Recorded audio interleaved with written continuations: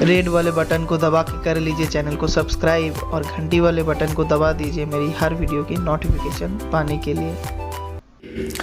Hello everyone, आज मैंने कुछ कमेंट पिकअप किया है जो सिमिलर टाइप का क्वेश्चन है। तो हर किसी का मैं रिप्लाई करूँ तो उसमें बहुत टाइम लग जाता है मुझे, और मुझे टाइम नहीं मिलता। आप लोगों को पता ही है कि कॉमर्स सेलर को कितना काम रहता है। तो मैंने वहाँ से जो सिमिलर टाइप का क्वेश्चन है उनको पिकअप किया, जो इम्पोर्टेंट है उनके ऊपर मैं वीडियो बना दूंगा, ताकि जितना भी सेलर का सिमिलर इशू है वो उसको देख के समझ जाए।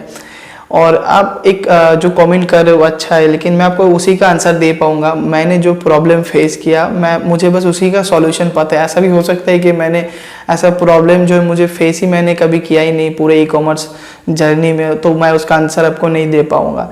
सो वीडियो पूरा देखिए, आपको जानने को मिलेगा। और आप मुझे इंस्टाग्राम पे फॉलो कर पाएंगे, इंस्टाग्राम का लिंक आपको डिस्क्रिप्शन में मिल जाएगा। और वीडियो को लाइक कर दीजिए, चैनल को अगर आपने सब्सक्राइब नहीं किया तो चैनल को सब्सक्राइब कर दीजिए।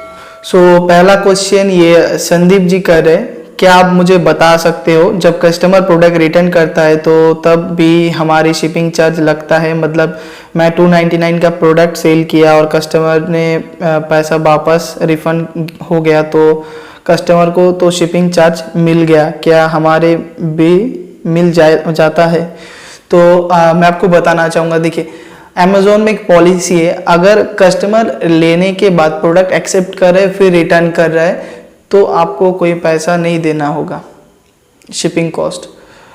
लेकिन जो आपका कस्टमर ने पे किया था ऑर्डर परचेस करने के लिए, वो पैसा पूरा रिफंड चला जाता है, लेकिन आपको एक्स्ट्रा कुछ शिपिंग कॉस्ट पे नहीं करना होता। लेकिन अगर आपका शिपमेंट रिजेक्ट होता है, आज आपने कोई शिपमेंट भेजा और वो कस्टमर ने लेने से इनकार कर दिया, रिजेक्ट कर दिया, तो वैसे सिनेरियो में जो 8% आपका ओवरऑल मंथ का 8% शिपमेंट है उसका पैसा आपको देना पड़ेगा, और बाकी का जो है वो अमेज़ॉन पे करता है। आई होप आपको समझ में आ गया होगा। देन नेक्स्ट क्वेश्चन जो हमारा है हेमेंद्र जी ने पूछा है, I work with Shiprocket dispute problem again and again and weight discrepancy problem face again and again. तो भाई सीधा सा बात है, आपको प्रॉब्लम हो रहा है, हम सबको हो रहा है, तो अब छोड़ दो उसको। मैंने टाई अप किया हुआ है डायरेक्टली कोरियर से, डिलीवरी फेडेक्स ये सब से आप भी कर सकते हो। मैंने वीडियो में बताया कैसे आप करोगे, तो वो वीडियो देख लो, मैं लिंक डाल दूंगा इसके डिस्क्रिप्शन में। देन तारक नाथ घोष पूछ रहा है, क्या आप ऑनलाइन ट्रेनिंग देते हो? नहीं, मैं अभी ऑनलाइन ट्रेनिंग दिया स्टार्ट नहीं किया है। अगर करूँगा इन फ्यूचर तो मैं डेफिनेटली आप लोगों को बता दूंगा।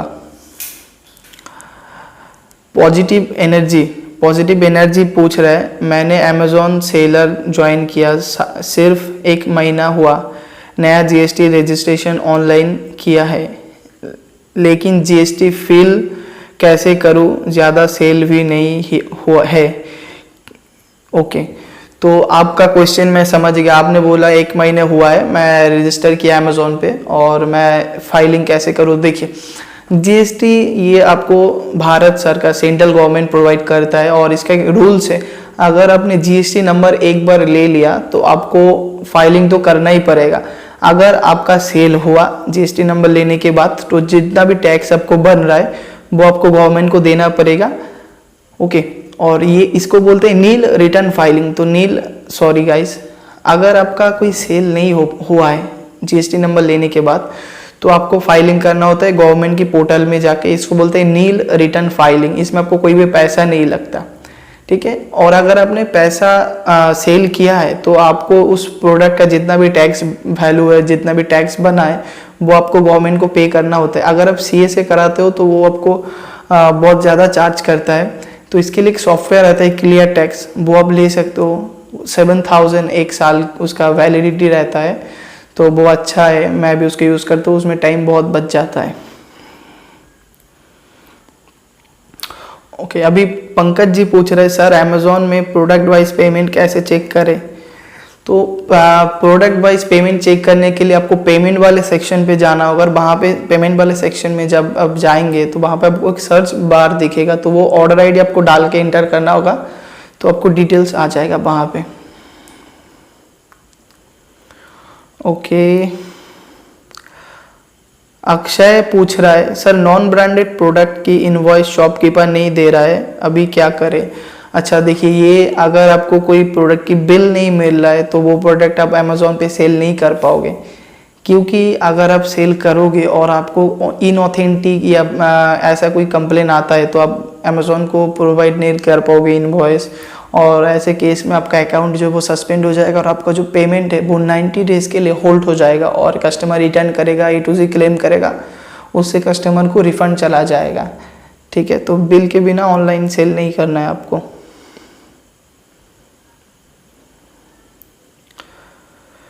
रितेश जी पूछ रहे हैं what if I manufacture my own product and get inauthentic product violation, what should I do, what should I send them. Okay, तो अगर आप मैन्युफैक्चरिंग कर रहे हो तो भी आपके पास इनवॉइस होगा, और वो इनवॉइस होगा आपका रॉ मटेरियल्स का, कच्चा माल जो आप खरीद रहे हो प्रोडक्ट बनाने के लिए, तो उसका इनवॉइस, पैकेजिंग मटेरियल का इनवॉइस, ये आपको अमेज़ॉन को भेजना होता है और उसमें लिखना होता है कि मैं मैन्युफैक्चरर हूँ ये, और ये मेरे प्रोडक्ट में रॉ मटेरियल यूज़ होता है और ये इसका इनवॉइस है। यू कैन क्वेश्चन पूछ रहा है लोकल प्रोडक्ट की ब्रांड अप्रूवल के लिए क्या करना होगा। तो लोकल प्रोडक्ट मीन्स आपका नॉन ब्रांडेड प्रोडक्ट। तो लोकल प्रोडक्ट अगर आप ई कॉमर्स में सेल करेंगे तो इसके लिए आपको फ्लिपकार्ट पर ब्रांड अप्रूवल लेना होगा। अगर आपका ट्रेडमार्क रजिस्टर्ड है या नहीं है तो भी आपको ब्रांड अप्रूवल मिल जाएगा, आपको फ्लिपकार्ट में अप्लाई करना होता है। उसके लिए मैंने एक वीडियो बनाया है, वो आप देख लीजिए। और अगर आप नॉन ब्रांडेड प्रोडक्ट अमेज़ॉन पे सेल करना चाहेंगे और आपका ट्रेडमार्क नहीं है तो आपको इसके लिए GTIN एग्जेम्पशन लेना होता है अमेज़ॉन से, और फिर अपना प्रोडक्ट आप लिस्ट करके सेल कर पाएंगे।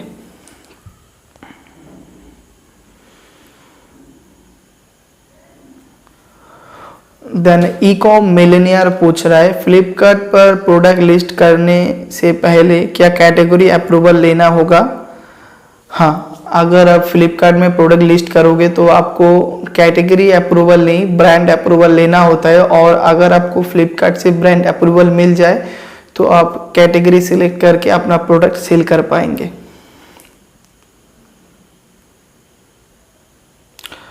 जितेंद्र पूछ रहा है भाई जी फ्लिपकार्ट पर से लिस्टिंग डिलीट कैसे करें। ओके, फ्लिपकार्ट में कुछ ऐसा उनका पॉलिसी है कि अगर आपने एक बार लिस्टिंग कर दिया तो आप वो प्रोडक्ट की लिस्टिंग डिलीट नहीं कर सकते, आप इनएक्टिव करके रख सकते हो या आउट ऑफ स्टॉक करके रख सकते हो, लेकिन लिस्टिंग को आप कभी डिलीट नहीं कर पाएंगे। रेहन पूछ रहे brother I am manufacturing of sari sale करना है फ्लिपकार्ट पर और मेरा ब्रांड खुद का है और वो रजिस्टर नहीं है तो क्या करूँ। अमेज़ॉन पर तो सेल हो रहा है। अच्छा देखिए, आप साड़ी बना रहे हो, इसका मतलब दूसरा सेलर आपका कॉपी नहीं कर सकता, क्योंकि आपका प्रोडक्ट आपका कस्टमाइज होगा, डिज़ाइन डिफरेंट होगा। तो ऐसे प्रोडक्ट का अगर आपका ब्रांड अप्रूवल ट्रेडमार्क नहीं है तो भी आप सेल कर पाओगे। इसलिए आपको अमेज़ॉन पे GTIN एग्जेम्पशन लेना होता है और फ्लिपकार्ट में भी आपको ब्रांड अप्रूवल लेना होता है। आपका ब्रांड रजिस्टर्ड नहीं है ट्रेडमार्क तो भी आपने जो नाम सोचा है वो आप फ्लिपकार्ट में जाएंगे, ब्रांड अप्रूवल के ऊपर मैंने वीडियो बनाया है, वो आप देख लीजिए आपको कैसे अप्रूवल करना है। तो अप्रूवल करने के बाद आप फ्लिपकार्ट पे लिस्ट करके सेल कर पाएंगे। और फ्लिपकार्ट में क्लॉथ इंडिया पे सबसे ज़्यादा बिकता है, साड़ी भी सबसे ज़्यादा इंडिया पे फ्लिपकार्ट पे ही बिकता है।